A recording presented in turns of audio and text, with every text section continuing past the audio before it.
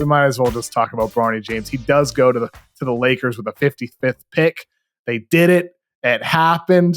Bronny James is going to be a Laker, and assuming LeBron James goes back, we're going to see the first father-son duo in the NBA. I do think that's pretty cool, but ultimately for the Lakers here, I'm sure they would have loved if somebody else took Bronny earlier so they wouldn't have had to do it at 55.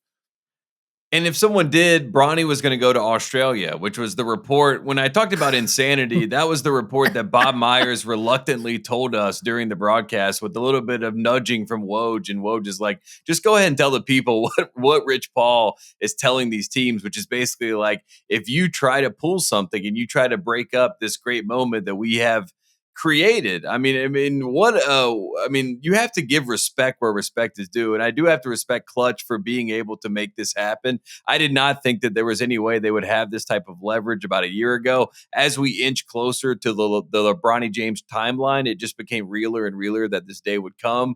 But the fact that in the middle of this process to get to 55, we have Rich Paul saying, I will hold him in Australia while his rights expire to get him back to where we want him to go. And I'm not sure if teams actually were affected by that, but the fact that it was reported in the middle of a second round on ESPN that probably will never be televised again, it just felt like a strange moment in time. And I'm still kind of reeling from it happening. I don't know about you, Kyle, man, but I just sat there kind of in shock.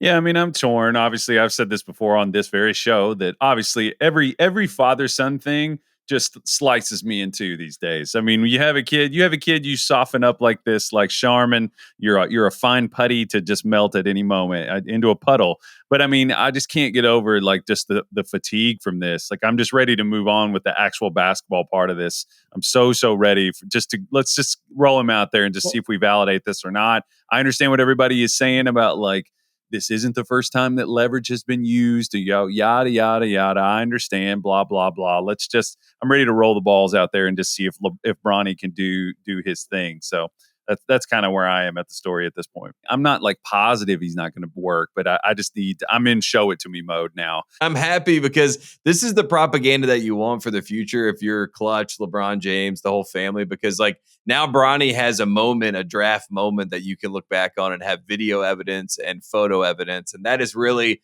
the whole goal of this. That's why we do this, guys. You know what I mean? For these types of moments. So we witness history. Who would have thought? So, good for us.